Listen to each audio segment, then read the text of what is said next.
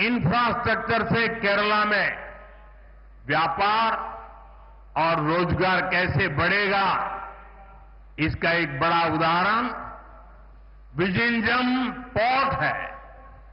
जब मुझे इस पोर्ट का लोकार्पण करने का अवसर मिला, उसके 6 मंथ्स में ही, 6 महीने में ही करीब 150 वेसल्स और 3 लाख कंटेनर्स को इस पोर्ट पर हैंडल किया गया है। यानी ज्यादा लोगों को रोजगार मिला है और केरला की ട്രേഡ് കപ്പാസിറ്റി को भी मजबूती मिली है। പ്രിയപ്പെട്ടവരെ, അടിസ്ഥാന സൗകര്യ വികസനത്തിലൂടെ കേരളത്തിന്റെ തൊഴിൽ മേഖല എങ്ങനെ വളരും എന്നതിന്റെ വലിയ ഉദാഹരണമാണ് വിഴിഞ്ഞം തുറമുഖ പദ്ധതി. എനിക്കാണ് വിഴിഞ്ഞം തുറമുഖ പദ്ധതി രാഷ്ട്രത്തിന് സമർപ്പിക്കാനുള്ള അവസരം കിട്ടിയത്. രാഷ്ട്രത്തിന് വിഴിഞ്ഞം സമർപ്പിച്ചത് 6 മാസത്തിന് ശേഷം വിഴിഞ്ഞത്ത് 150ഓളം വലിയ കപ്പലുകൾ, മദർ ഷിപ്പുകളും 3 ലക്ഷം കണ്ടെയ്നറുകളുമാണ് വിഴിഞ്ഞം തുറമുഖം വഴി കൈകാര്യം ചെയ്യപ്പെട്ടത്. കൂടുതൽ ആൾക്കാർക്ക് തൊഴിൽ കിട്ടുന്നതോടെ കേരളത്തിന്റെ വ്യാപാര രംഗത്തിന് വലിയ കരുത്തുണ്ടാകും. एनए शोध गए, करप्शन ने केरला के डेवलपमेंट पर ब्रेक लगा दी है। एलडीएफ के राज में बैंकों में भी सेविंग सुरक्षित नहीं है। यहां जो कोऑपरेटिव बैंक स्कैम हुआ, इसमें गरीबों और मिडिल क्लास का पैसा लूटा गया है। किसी ने बच्चों की पढ़ाई के लिए, किसी ने बिटिया की शादी के लिए पैसे जमा कर रखा था, लेकिन लेफ्ट और कांग्रेस के लोगों ने वो भी लूट लिया। ऐसे लोगों को कड़ी सजा देना जरूरी है। आप एक बार बीजेपी को मौका दीजिए। जिसने आपको लूटा है, उससे एक रुपया वसूला जाएगा। പ്രിയപ്പെട്ടവരെ, കേരളത്തിന്റെ വികസനത്തിന് തടസ്സമായി നിൽക്കുന്നത് അഴിമതിയാണ്.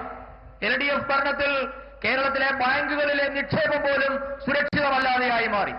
സഹകരണ ബാങ്കിലെ അഴിമതി മൂലം സാധാരണക്കാരുടെ പണമാണ് കൊള്ളയടിക്കപ്പെട്ടത്. മക്കളുടെ വിദ്യാഭ്യാസത്തിനായും പെൺകുഞ്ഞുങ്ങളുടെ വിവാഹത്തിനായും ഒക്കെ സാധാരണ മനുഷ്യർ കരുതി വെച്ച പണമൊക്കെയും ഇടത് വലതു നേതാക്കന്മാർ കൊള്ളയടിച്ചു. ഇവർക്ക് കടുത്ത ശിക്ഷ നൽകേണ്ടത് വളരെ അത്യാവശ്യമാണ്. ഞാൻ നിങ്ങളോട് അഭ്യർത്ഥിക്കുന്നു, നിങ്ങൾ ഭാരതീയ ജനതാ പാർട്ടിക്ക് ഒരു അവസരം തന്നാൽ നിങ്ങളുടെ മോഷ്ടിക്കപ്പെട്ട ഓരോ പണവും ഈ മോഷ്ടിച്ചവരിൽ നിന്ന് തന്നെ തിരികെ ഈടാക്കുമെന്ന കാര്യം ഞാൻ നിങ്ങൾക്ക് ഉറപ്പു നൽകുകയാണ്. एनडीए सोच गए, भगवान अयप्पा के प्रति पूरे देश के लोगों की, हम सबकी अगाध आस्था है। लेकिन एलडीएफ सरकार ने सबरीमला मंदिर की परंपराओं को नुकसान पहुंचाने में कोई कसर नहीं छोड़ी है। अब यहां गोल्ड के चोरी होने की खबरें आ रही है। मंदिर में से, भगवान के पास से गोल्ड की चोरी, सोने की चोरी। मैं एक बात स्पष्ट कहना चाहता हूं, यहां बीजेपी सरकार बनते ही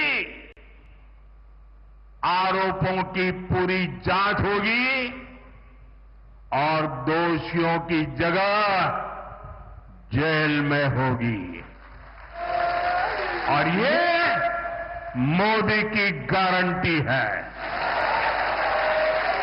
പ്രിയപ്പെട്ടവരെ, രാജ്യം മുഴുവൻ മാത്രമല്ല, നമുക്കെല്ലാവർക്കും ഭഗവാൻ അയ്യപ്പനോട് ഈ രാജ്യം മുഴുവൻ അഗാധമായ ഭക്തിയും വിശ്വാസവുമാണുള്ളത്.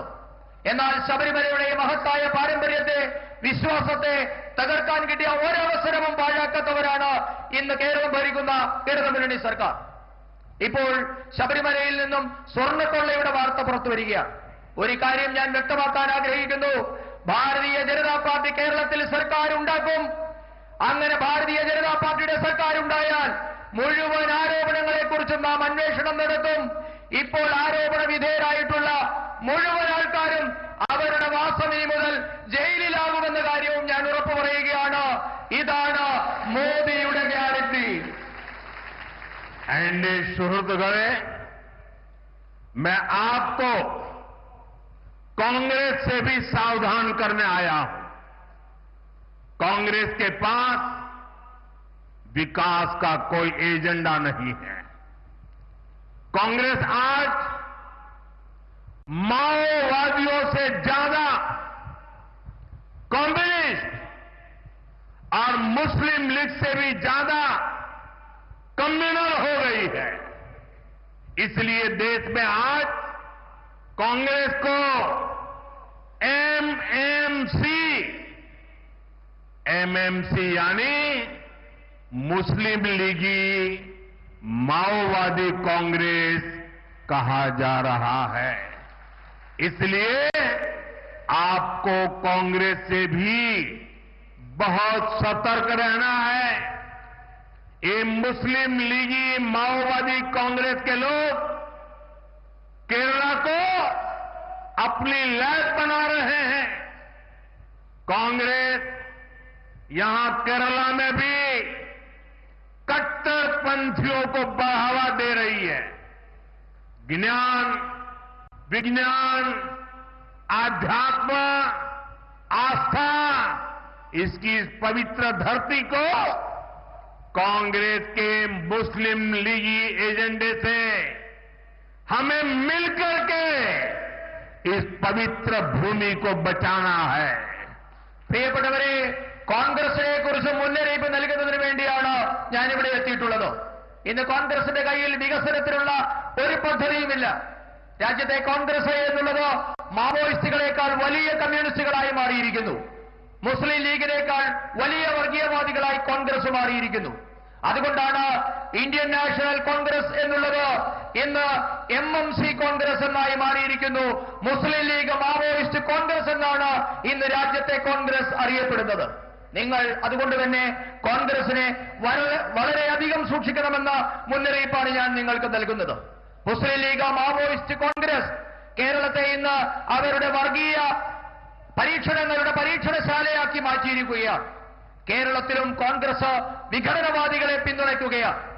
അറിവിന്റെ, ശാസ്ത്ര അവബോധത്തിന്റെ, ആധ്യാത്മികതയുടെ, വിശ്വാസത്തിന്റെ ഒക്കെ നാടായ നമ്മുടെ പവിത്രമായ കേരളത്തെ ഈ കോൺഗ്രസിന്റെ മുസ്ലിം ലീഗ് അജണ്ടയിൽ നിന്ന് നമുക്ക് ഒരുമിച്ച് മുക്തരാക്കണം. കേരളത്തെ നമുക്ക് ഒരുമിച്ച് രക്ഷിക്കണം. साथियों, കൂടുതൽ വാർത്തകൾക്ക് news 18 Keralam YouTube channel subscribe ചെയ്യുക.